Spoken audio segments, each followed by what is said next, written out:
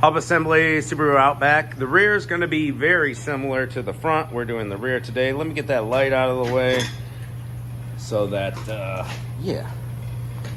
There we go. Now you guys can see better. That's a bright light. I can actually make it dimmer. We're going to start off with taking the brakes off, people. Let's grab a screwdriver. Huh? The screwdriver right here. Oh, I already got one. Yours was tiny. Well, it wasn't for that. We just pop this clip off. Yes, sir. Oh, little clip, pop off with a screwdriver. Borrow that real quick. All right. And in order to take the caliper off here, it's got a little caps back here, and you'll be using a Caps. 7 on your hex.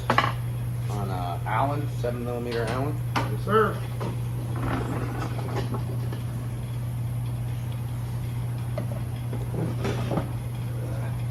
Come on. There she is. Whoa, here she comes. Whoa, there she goes.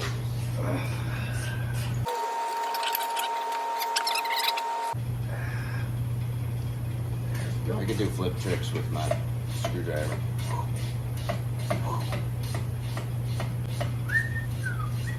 There's also a electronic connection here. I want to make sure that's off there.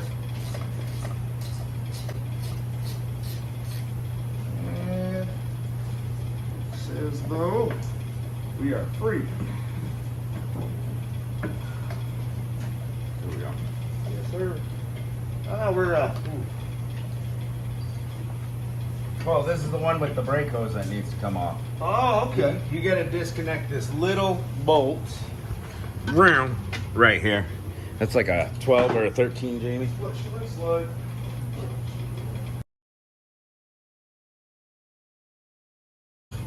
We all had new iPhones. No one had no one to call.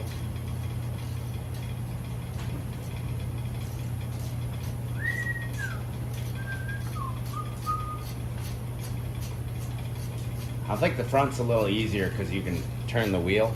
But it's the same story. Get your brakes off, get your hub assembly, bolts out from the back, take your axle nut off. This one's all-wheel drive, so it's got the CV axles all the way around.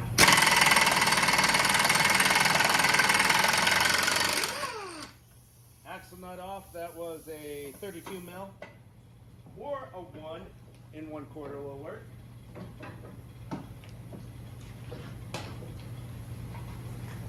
And our CV axle pressed right back, which is good. If it's jammed in there, there's this little dent in the front of the CV axle. You can use an air hammer or a punch and get it to loosen up, break free. Give us a PB blaster if it's giving you trouble. All right, now we got our caliper mounting bracket right there. Yep, Jamie's caliper gonna mounting take off. brackets and the hub assembly 4 bolts here in the back are both 14.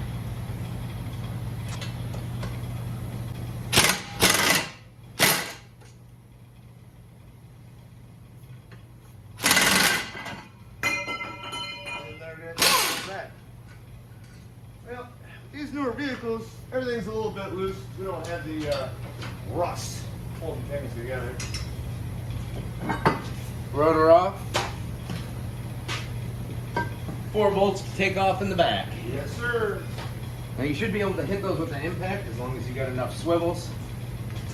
Yeah, and this one doesn't look too bad at all. I don't think we'll have any trouble pounding it off. It's new enough. All right. We'll go ahead and get the PB blaster. Here's a good orientation for your swivels. Gets you just beyond your control arms here.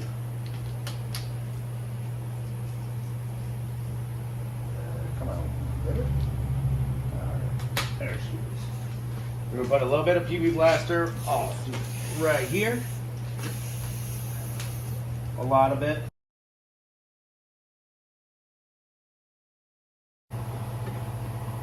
No wheel speed sensor on this one? I guess not. Oh, there it is. It's in the top. Your hub assembly has a magnetic ring on the back.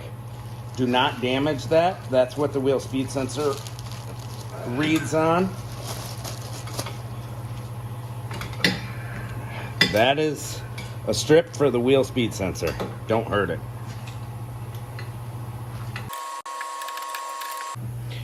All 4 bolts, whoop, about lost the camera. All 4 bolts are out, and we're gonna start hammering.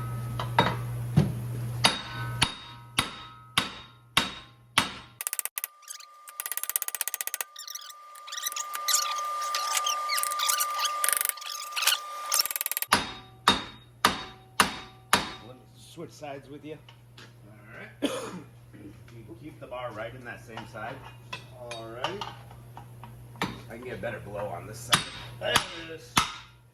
And we're gonna have to put the shield on the same way it came out. Got it, Let yeah. you guys know.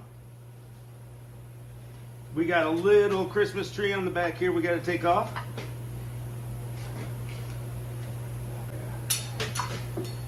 Well, actually the hub assembly will come out. Oh, There we go. awesome. That'll work. Okay, that does it.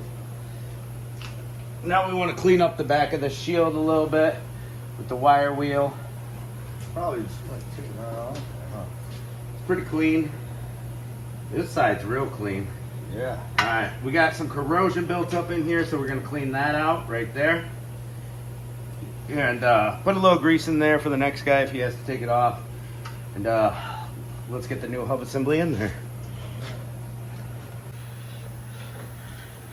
Alright guys, we put our plate on, then put the 4 bolts through it to hold the plate in place, then put your hub, get it set in the splines of the CV axle, press it in, start them all by hand, and then go around crisscross pattern, hit them all 2-3 times, make sure it's in there tight.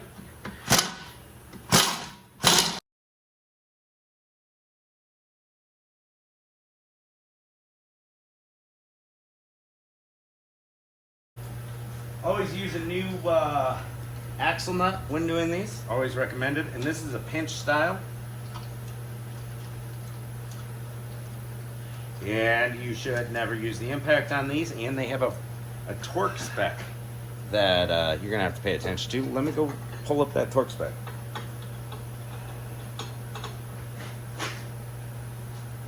Yes. Yeah, that's why you kind of like crisscross them to pull them in on this style. Subaru. A, B, C, D. Subaru.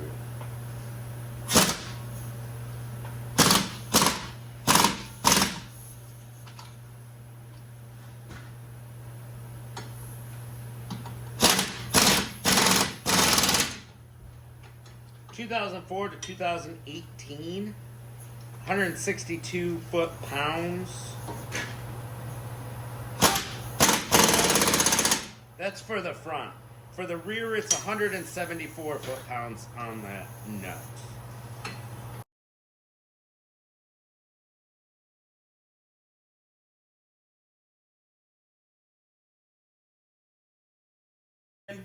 Once we get everything back together, we'll put it on the ground, or just hold the brakes, have him hold the brakes and torque that to 174 on the nut. And then there's a little spot where you take your screwdriver.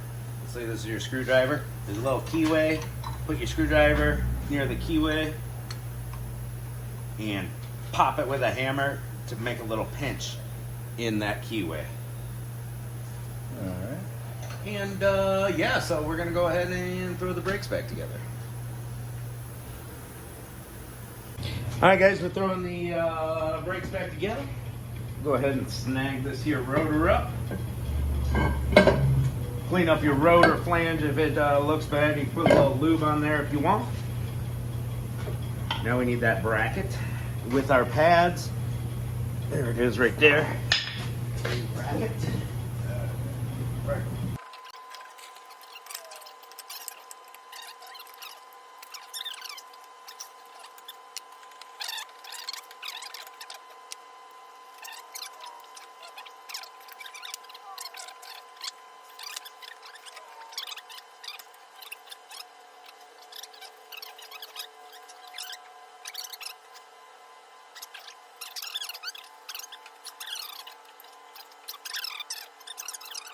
Null and void, but Ace hardware actually picked up that for you. Yeah, they partnered up. All right, and then we get our little clippy back in, start one side, and then just kind of force the other side, make sure they're all the way in there. Put a little lube in that hole if you're in the salt belt like us. And if you weren't here for the beginning of the video, this particular valve, you have to take the brake hose off of the bracket back here, so that way you can actually remove caliper.